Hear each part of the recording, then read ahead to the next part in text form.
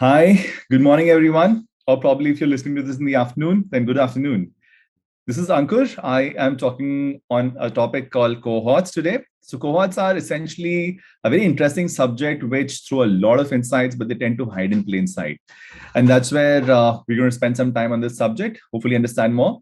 I am the Vice President of Growth and Marketing at WebEngage. I'm really eager to educate the world better about the whole idea of retention. And this is just part of that effort.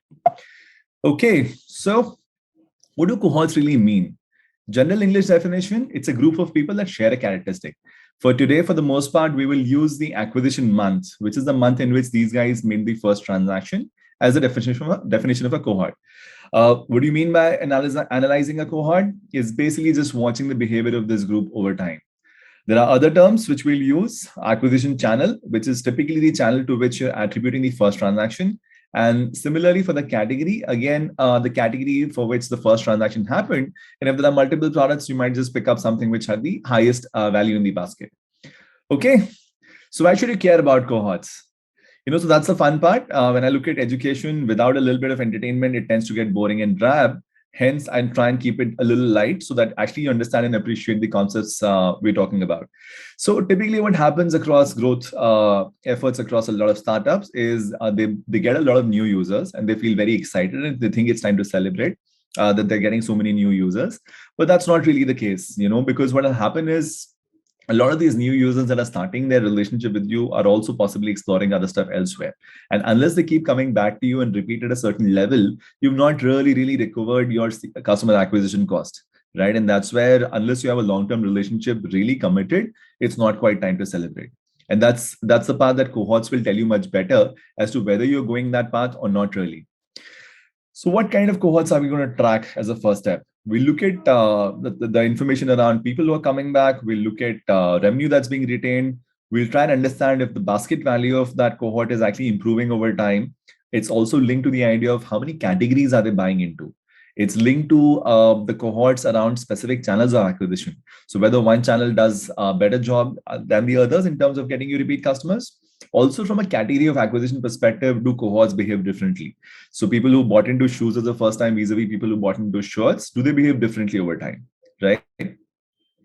Okay, so here comes our first chart, our first cohort. Just to make sure everybody understands the graph here and the structure we're talking about. Here we're talking about customer activity. So people who acquired in the month of January will be the blue line that's here now. So just taking a moment on this graph, if 100% of the people made the transaction for the first time in January, how many of them made a transaction in the second month? And that's the blue line we're talking about here. That's the people who acquired in the month of January making a transaction in the second month, right? So here in the graph, you can interpret that about 10% of the people made a transaction in the second month. And this graph decays. And that's the harsh reality of most of our customer bases, that people don't come back very actively. Right. So for people who acquired in January, by the end of the 6th month, they're probably all gone. And that's why companies need to run their engines very well to retain customers, or they will keep having to acquire new customers. So if there was a good retention marketing manager who was working on this subject, he would be watching this cohort and he'll try and get better at this. So now that's what will happen in Feb. He'll do a slightly better job. Instead of losing 90% of the customers, you'll lose 80% of them. You will lose customers nonetheless. There is no way to kind of kill this completely. But if you try and understand your growth and your cohorts better, you'll find levers to make this better. So then in the month of March, you lose less of your customers. You retain about 30% of your customers in the second month, right? And as you go forward, this becomes even better. This becomes even better. And that's where the idea of having a fairly strong retention strategy from the first month to the second month comes into picture. So what this graph is really telling you here, one, of course, this graph cannot be prepared forward looking. This is something which is, this whole information will be on a single chart when 6 months have passed from the last month of acquisition. So we're talking about December here in effect, right? Because the 6th month of acquisition is June. That's the green line here. And we're talking about 6 months of the user journeys of people who are acquired in June. So that can only happen in December. So just keep that distinction between the acquisition month and the first month, second month clear, because the first month, second month, which is the x-axis, is actually relative to the month of acquisition. So it would be different for different starting points, right? So people who are acquired in Jan, for them, the 6 months was June. But people who are acquired in June, for them, the 6 months was December. So you actually just push all of this data back to the acquisition month and look at the math from there. I hope this becomes clear enough. And as long as you understand this basic model around looking at first month, second month numbers for each of the acquisition month, the rest of the conversation will flow much more easily for you. So essentially, the lesson here is more and more people need to keep coming back to your business if this has to make sense, right? If this whole business has to work, then you have to have people who are coming back to you. Likewise, now we can just extrapolate the same thinking into revenue retention cohorts. So here you again have the same chart where let's say you have a bunch of people who are acquired in the month of January and who made transactions worth 100,000 rupees, right? And in the second month, this group of people, some of them went away. Whatever was left made transactions worth 30,000 rupees and so on and so forth. So once again, by the sixth month of your business, you've lost a whole bunch of the revenue that came in from these guys. When I say lost, I mean to say that the same group of people gave lesser revenue as they went along down the road, right? So somebody tried to do a better job at this. They got slightly better. From losing 70% of the revenue, they lost 60% by the time they got to Feb. That got further better, that got further better, that got further better. And at the end of it, at the end of this cycle, at least that we're counting, you're substantially better compared to where you started. And you might start to wonder, this is all interesting, but how does it apply to my business and why should I really, again, care about this, right? So that's where, if you really look at the North Star metric that a lot of people would want to consider in terms of the overall value of the business is the customer's lifetime value. Let's for a moment kind of step back and look at the whole cohort of the customers that were acquired in January and try and understand their lifetime value. So again, I'll not go into the nuance of how you look at lifetime value. On a simplistic model level, you look at revenue as a metric. So you look at what was the first month revenue, what was the second month revenue, what was the third month revenue. So like I was describing in the graph earlier, you have people who gave you 100K in January. The same people or whatever is left of that group then give you 30% in the next month, then give you 20% in the next month, and so on. So the decay is pretty strong. Vis-a-vis what happened after the efforts and improvement in the month of June is where you end up getting a lot more revenue back in the second month, a lot more revenue back in the third month. So you can clearly imagine the overall revenue impact of doing a better job on retention, right? And that's the fun part about watching these cohorts and actually looking at the outcome of your efforts, right? So how do you really work these things? Of course, you're going to lose customers. That is not going to be possible to avoid that. But you could still do some things which will help matters, right? And that's where the idea of improving the customer's basket comes in. So let's look at this for a moment. Here, you're talking about the average revenue from a customer from the acquisition month in the entire month. So if he's made 5 transactions worth 800 rupees each, he probably gave you 4,000 rupees worth of revenue, right? And in the first month, in the second month, in the third month, he continues to do the same transactions, the same overall value. So you maintain that level of revenue. But given that you're going to lose customers, what would be ideal is for you to improve the revenue from one customer itself. And how would that translate? So if there are efforts you're putting in that direction on cross-selling, upselling, getting him to buy more categories and so on, is where you start to actually increase the amount of revenue making from individual customers. So here in this particular situation, what's happening is in the second month of the guy who was acquired in February, this guy is now giving me 5,000 rupees worth of revenue. The third month, he's giving me 6,000 and so on and so forth. So obviously in this graphs, I'm actually using a bit of an ideal scenario and I'm using somewhat of a rounded numbers just to make the visuals clearly understandable. But in reality, this might not necessarily always go consistently up and to the right. It will probably fluctuate a little bit. But as long as you understand the basic metrics and the levers that need to happen to make this move towards up and towards the right, you would probably be better off as a business, right? So I've just extrapolated a few more months here and just the effort on getting higher revenue from the customers early in their journey. So if you're able to move up within the 30 days of the customer's first transaction or within the first month of the customer's first transaction, you're able to get him to 6,000 rupees of acquisition month revenue, then obviously the journey down the road just gets much, much better. And one of the levers to make this happen is what we have here.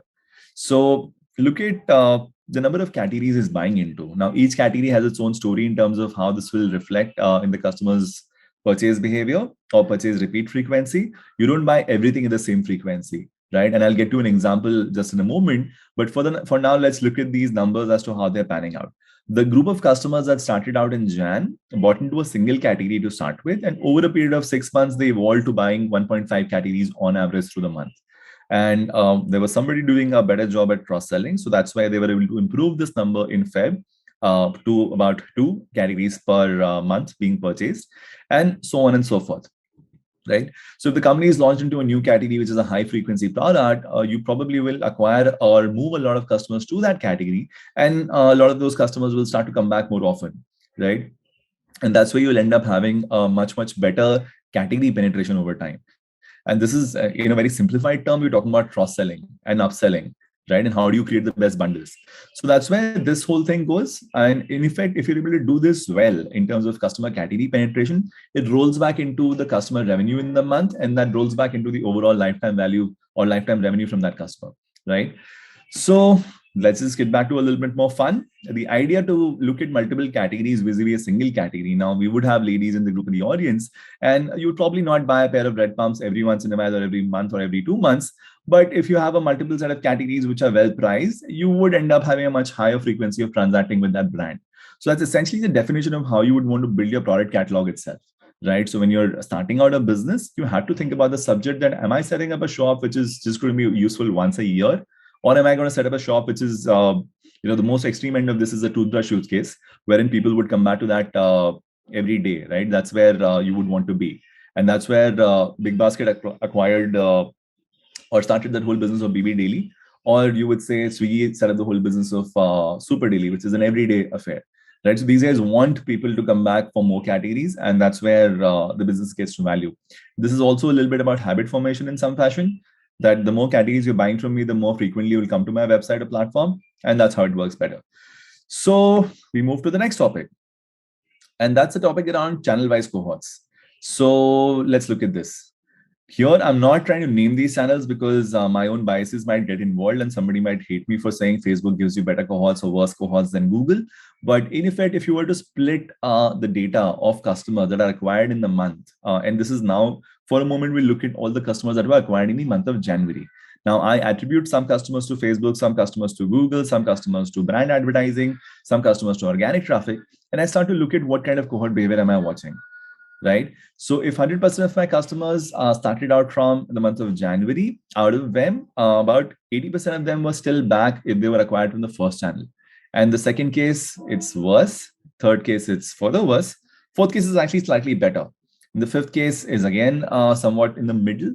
And the sixth case, it's again somewhat in the middle.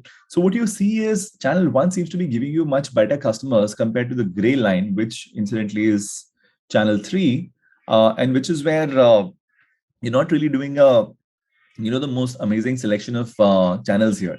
So now if you do not watch this information and keep expanding your spends on acquisition, and turns out channel 3 rather, the green line is actually a great source of customers. It's giving you a lot of people, but it's also giving you a lot of not really very high quality people, right? So if you were to really choose where to expand your investments, and because of your short-term growth goals, you start investing very heavily in this gray line, what that will mean is you'll acquire a lot of customers that are never going to come back, right? By the fourth month, they're all dead.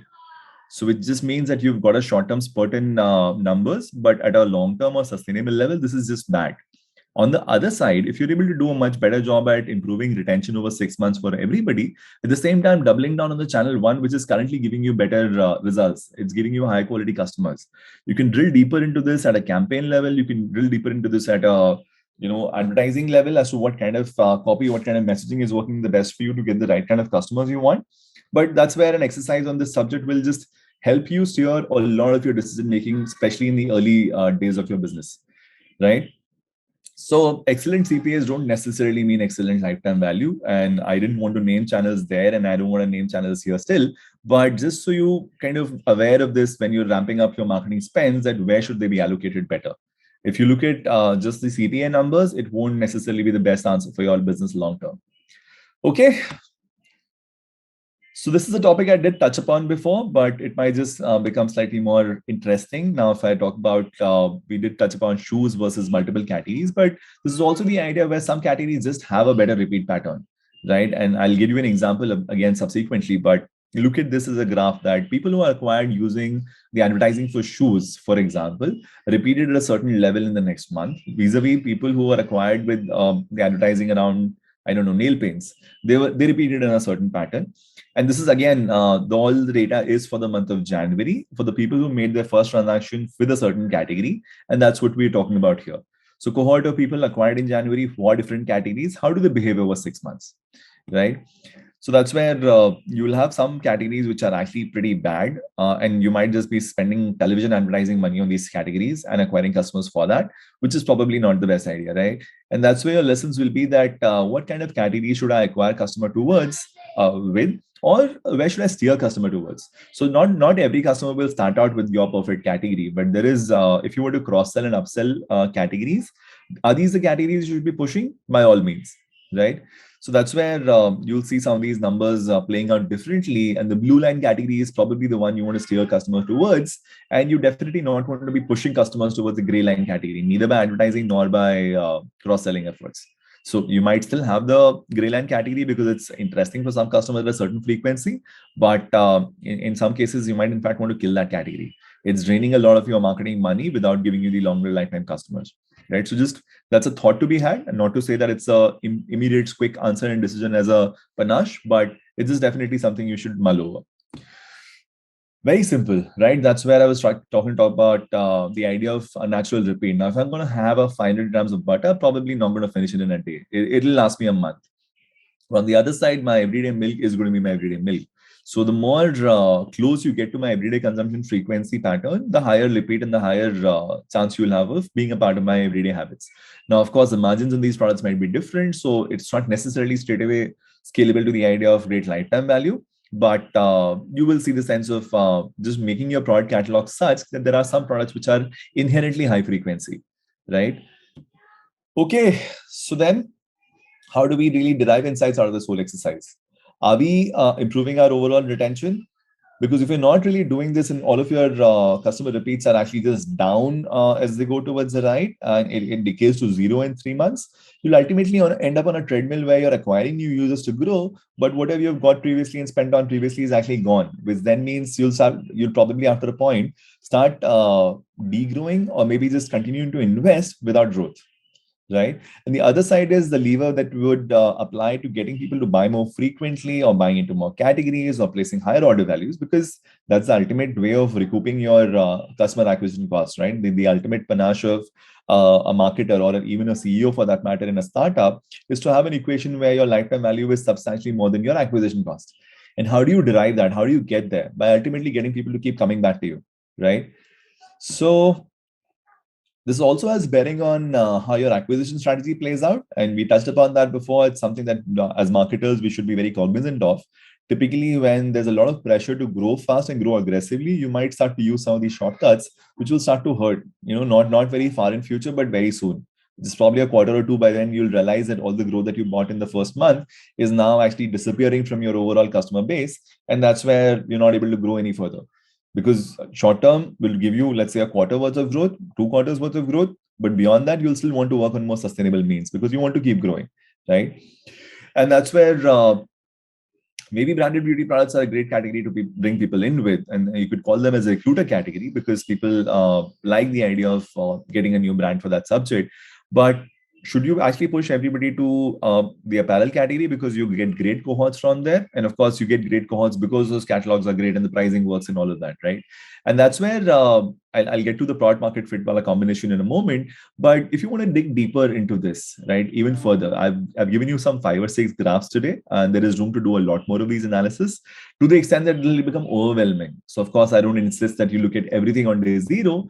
But if you start looking at this, you start digging into this, you'll probably start to appreciate the complexity of this equation and appreciate the need of artificial intelligence to really dig some of these insights out, right? So if you look at the combination of channel and category, right, and that's where you look at cohorts of people who came in via fashion accessories that were advertised on Facebook, and that'll give you something else. And I'm sure with 5 or 10 channels of work and probably 10 categories or 20 categories of product, that's an insane number of cohorts to look at. So not humanly possible to look at all of this individually. That's why you start with something and you evolve your requirements or your maturity into this. There'll be things worth drilling down in, and there'll be things which will give you insights or actionables even at a higher level, right? So that's the thing about startups, right? If you figured your cohorts out as to which channel, category, whatever combination, which price points are giving you some of the best outcomes, you probably would not press the pedal very, very early in your journey. Because what happens is if you're allocating a substantial amount of money to acquisition and that customer set that is acquired is actually getting dropped in the next 2 or 3 months, you're probably just burning money to head towards a very, very fast end of your runway. Right. On the other side, if you've figured this piece out, is where this becomes an amazing repeatable growth curve, right? And that's where I talk about the whole idea of PMF, product market fit. That's a term which is very, very commonly used in the venture capital and the startup ecosystem.